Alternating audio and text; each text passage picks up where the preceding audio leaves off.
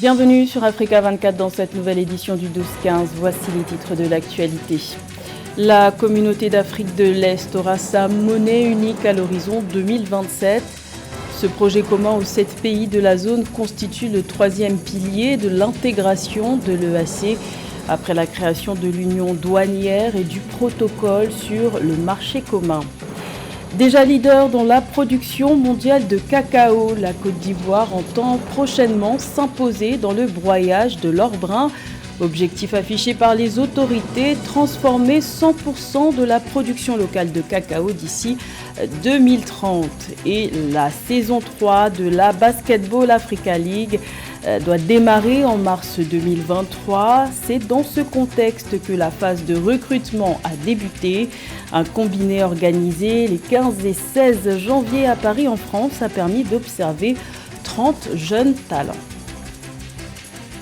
Mais tout d'abord, en Tunisie, l'ancienne chef du cabinet présidentiel, Nadia Akacha, a été condamnée ce mardi par contumace à 14 mois de prison. Une condamnation en lien avec une série d'enregistrements sonores contenant des propos désobligeants envers le président Kais Saied. Ces enregistrements avaient été partagés sur les réseaux sociaux en avril 2021 et avaient provoqué un tollé. En démissionnant en janvier 2022, elle décide de quitter la Tunisie. Rappelons que Nadia Akacha a été pendant 2 ans la plus proche collaboratrice du président Kais Saied en occupant donc le poste de directrice du cabinet présidentiel. Kais Saied qui s'est arrogé les pleins pouvoirs depuis juillet 2021. Également dans l'actualité au Zimbabwe, coup de massue pour les 25 membres de la coalition des citoyens pour le changement, CCC, parti de l'opposant Nelson Chamisa. Au deuxième jour de leur procès, tous se sont vus refuser ce mardi leur demande de liberté sous caution devant le tribunal de première instance d'Harare. Pour rappel, ils avaient été arrêtés le 14 janvier au domicile du député Costa Machingwata. Ils comparaissent pour rassemblement illégal. L'opposition dénonce une tentative d'intimidation à quelques mois de l'élection présidentielle dont la date n'a pas encore été fixée, mais qui devrait se tenir d'ici juillet 2023 et à laquelle l'actuel président Emmerson Mnangagwa se présentera pour un deuxième mandat. La communauté de l'Afrique de l'Est, EAC, prévoit de lancer sa monnaie unique à l'horizon 2027, une monnaie commune aux 7 pays de la zone pour un marché de 300 millions de personnes. Il faut rappeler que l'EAC est déjà compté parmi les zones économiques les plus intégrées de l'Union africaine. Plus de détails avec Nathalie Moho. La communauté d'Afrique de l'Est ramène la création de sa monnaie unique à 2027. La monnaie unique dont l'institution était prévue en 2024 facilitera les affaires et la circulation des personnes dans la région, selon le secrétaire général du bloc communautaire, Peter Matouki. La communauté d'Afrique de l'Est est un marché de 300 millions de personnes dans lequel le commerce a généré des revenus de 10,17 milliards de dollars en fin 2022. Une fois que nous aurons une monnaie unique, cela favorisera le commerce à une vitesse supersonique car c'est un catalyseur du commerce dans la région.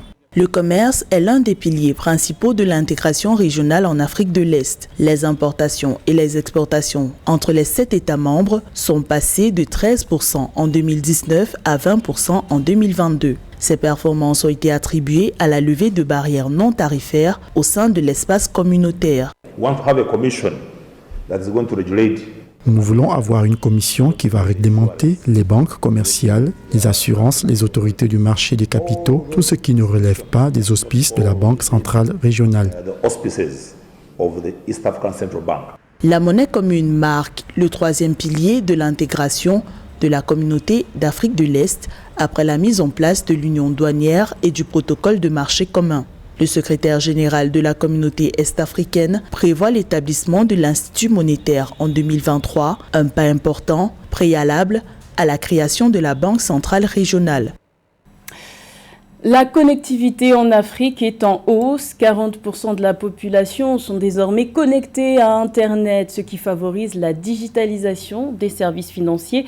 Cette tendance permet aux centaines de millions de personnes non bancarisées en Afrique subsaharienne d'avoir accès aux services financiers. Les explications de Marcel Amankwasi.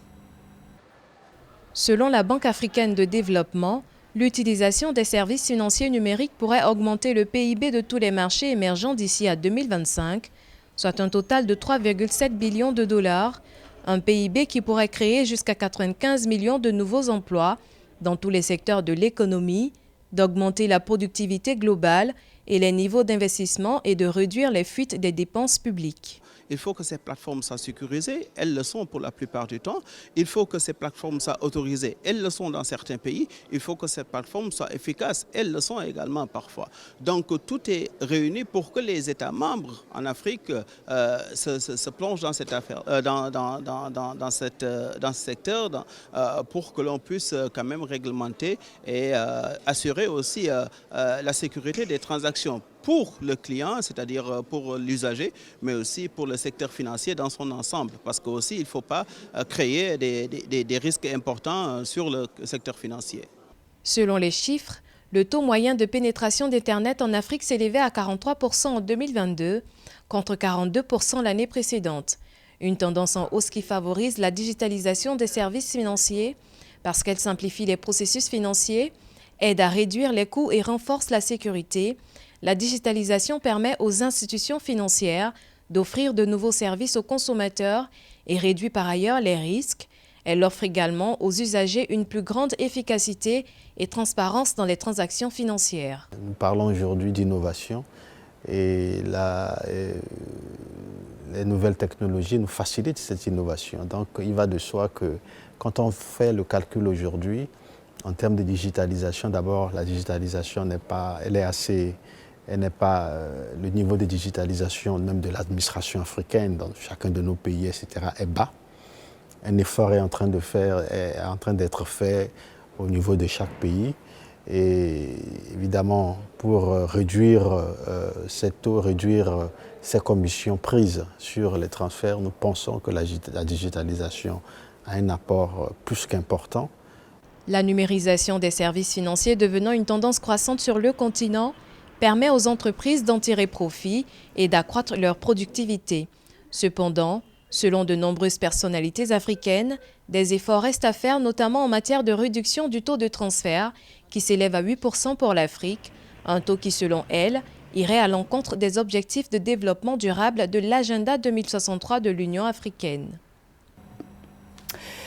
La Côte d'Ivoire est le premier pays producteur de cacao au monde et entend bien s'imposer prochainement dans le broyage local de fèves. Objectif affiché, dépasser son principal rival, les Pays-Bas, en transformant 100% de la production locale de cacao d'ici 2030. Les précisions de Cheikh Omar Kamara. Les broyages de fèves de cacao en Côte d'Ivoire ont atteint 172 357 tonnes dans la période allant de décembre 2021 à décembre 2022, soit une hausse de près de 9% par rapport à la campagne précédente. Cette annonce provient de l'association des exportateurs ZEPEX. Pour dynamiser le développement de la filière cacao, les autorités ivoiriennes ont réaffirmé leur volonté d'accroître la transformation locale des produits agricoles pour améliorer les revenus des agriculteurs. En ce qui concerne la capacité de broyage en elle-même, elle a connu une évolution positive, passant, on va dire, d'une capacité estimée à 545 000 tonnes dans les années 2013, aujourd'hui une capacité estimée à, on va dire, environ 900 000 tonnes en 2022. La plus importante du monde devant les Pays-Bas au jour d'aujourd'hui. Cette évolution s'explique principalement par, on va dire, l'extension des capacités installées au niveau des groupes tels que les Barry Callebaut, Cargill, mais également aussi avec l'implantation de nouvelles unités, notamment celles qui étaient inaugurées récemment à San Pedro. Produisant plus de 2 millions de tonnes de fèves de cacao par an, la Côte d'Ivoire est leader mondial du marché avec plus de 40% de l'approvisionnement mondial en cacao, mais ne transforme actuellement que 33% de sa production. Le gouvernement veut donc accélérer la transformation industrielle de l'or brun. Pour cela, le pays s'est doté de nouveaux parcs industriels.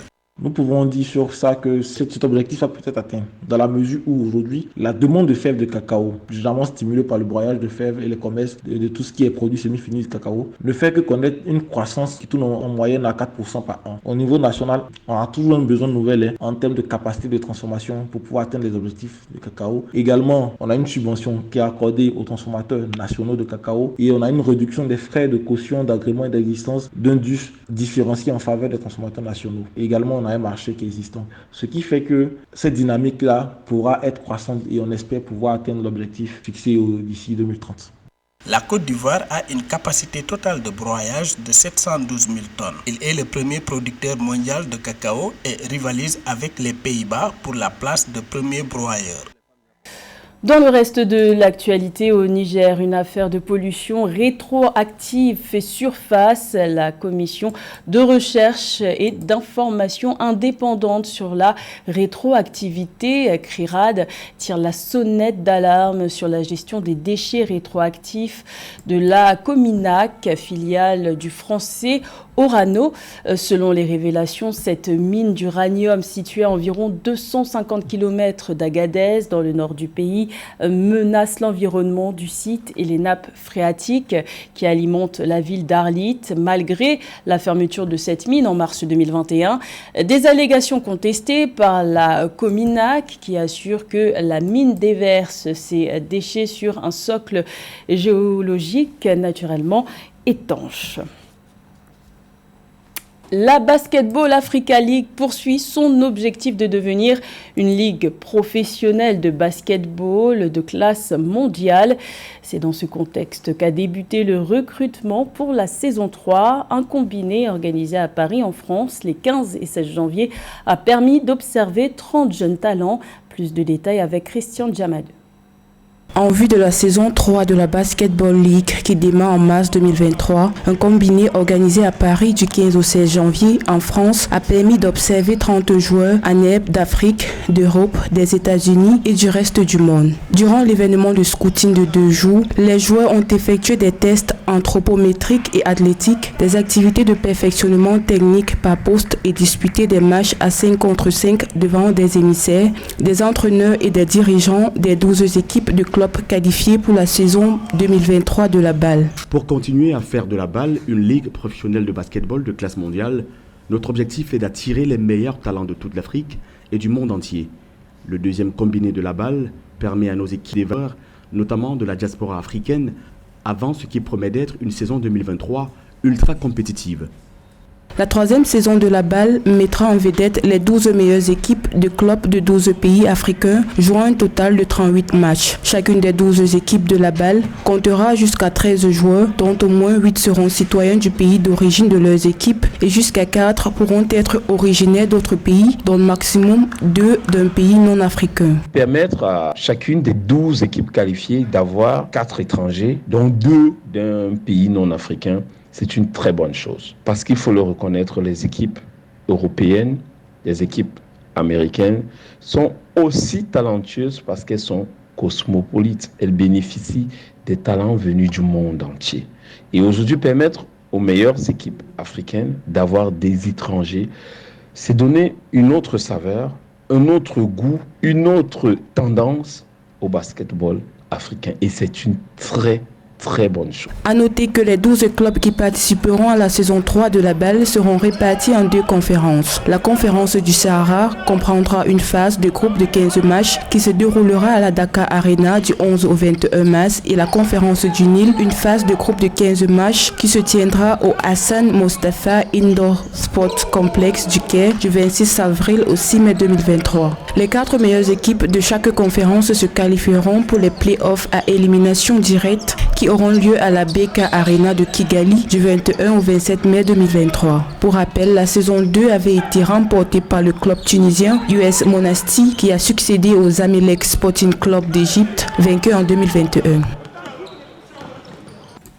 C'était le journal de la rédaction. Merci de l'avoir suivi. L'information continue sur Africa 24.